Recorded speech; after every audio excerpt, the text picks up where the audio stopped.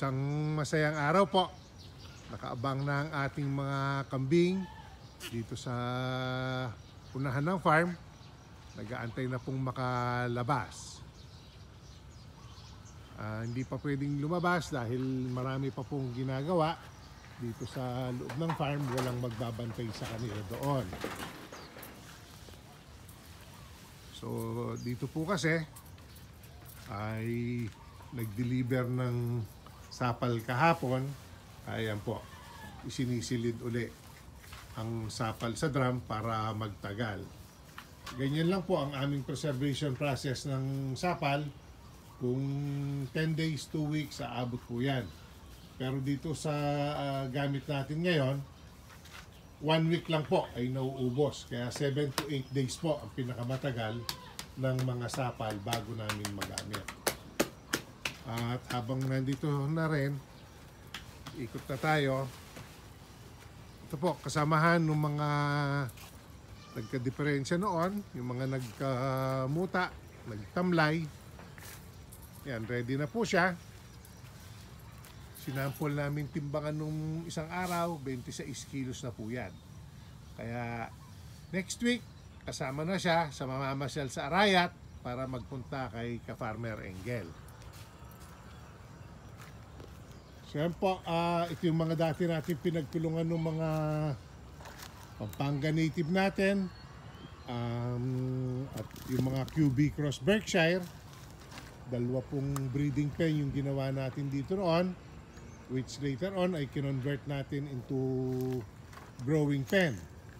So nagka-problema nga po yung mga baboy, kaya inalis natin at magre-revise tayo ngayon ng ating mga kulungan.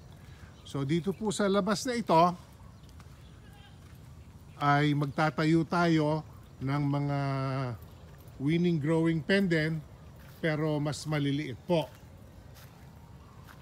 Yung kasi yung mga 15 to 20 heads sa isang kulungan, yun na lang muna ang aming gagawing design. So ang magiging ano po natin, yan, almost ready for winning na po ang ating mga biik. Iwiwin po natin sila, tapos pwede naming isegregate according to size. Para yung mga malalakas kumain, malalaki, magkakasama. Pagkatapos po nun, yung mga segunda at yung tersera klase. Para po, hindi na bubugbog yung maliliit na biik sa kanilang mas malalaking mga kasamahan. So ito po uli ang ating consolidated pen. Yan, maliliksi na po ang mga biik. At marami po ang ating ine-expect na anak ng January, February dito sa ating mga inahin dito. Kaya nga po magre-ready na kami ng paglalagyan natin ng ating mga biik. So ito pong buong area ito, babakuran natin ng hahatiin po natin ng mas maliliit para meron silang masilunga ay mapaglagyan.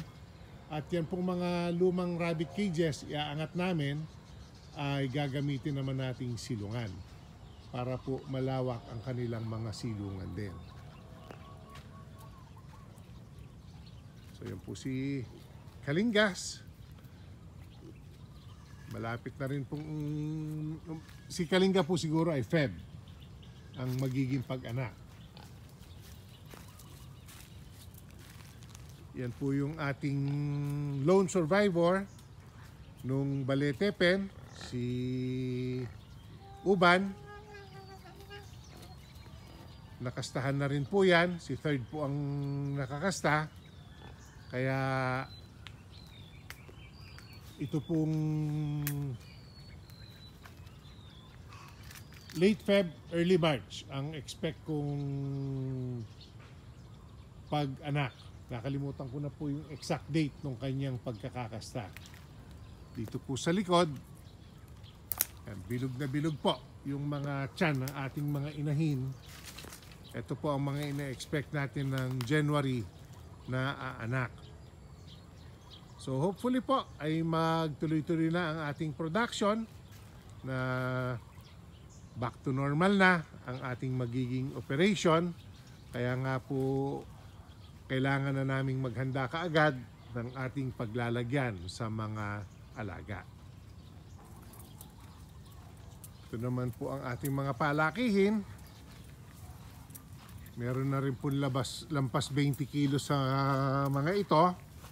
Kaya meron na rin po tayong madadala kay ka-farmer. At yung iba naman ay pang January, February, March na po natin. Busy po, pangangain ng damo. Ganon din po yung ating mga alaga dito sa kabila pang kulungan.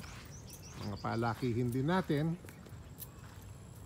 So, next naggalaw po natin yan ay after Christmas. Maghahatid na tayo kay ka-farmer ng kanyang pambagong taon. Nasa mga 42 heads po yung ating nire-ready. Anywhere from 20 kilos up hanggang 40 kilos po yung ating ihahatid na pang New Year naman gagamitin ni ka-farmer. Yan po, may malalaki na rin sa mga baboy natin dito.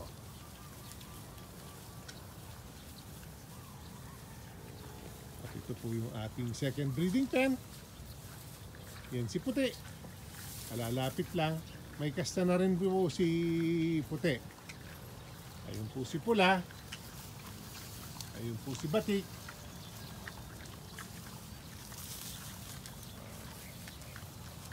At yan po ang ating bulugan dito na isa pong QB Cross Berkshire. Mali po, QB Cross Pampanga Native. Anak po ni Bobby.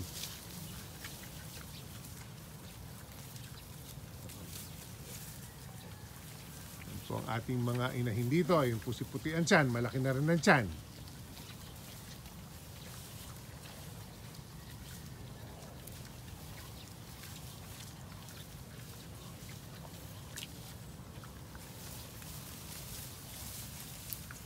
Ayan po. May isa pa pong inahin na nandun sa likod. At may isa pong nakahiga doon sa may tubigan.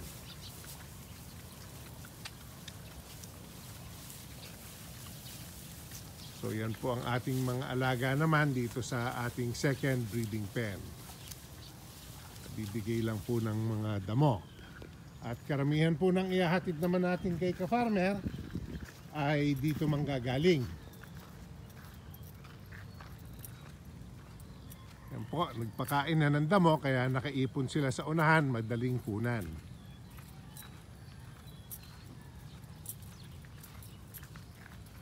May matitira pa rin po kasi may maliliit pa pong ganyan. Yan, mga 14 kilos po yan, yan tumatakbong yan. Yan. Pero marami naman po siyang kasamahan dito na malalaki na rin.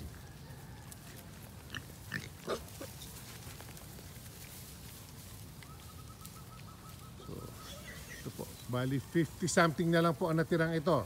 Dati silang 160 plus. So, ganun po kataas ang ating naging mortality itong nakaraang magkaroon sila ng mga sakit. So, yan po ang ating update dito sa 4A Animal Farm. Maraming salamat po sa inyong patuloy na pagsubaybay at maligayang Pasko po.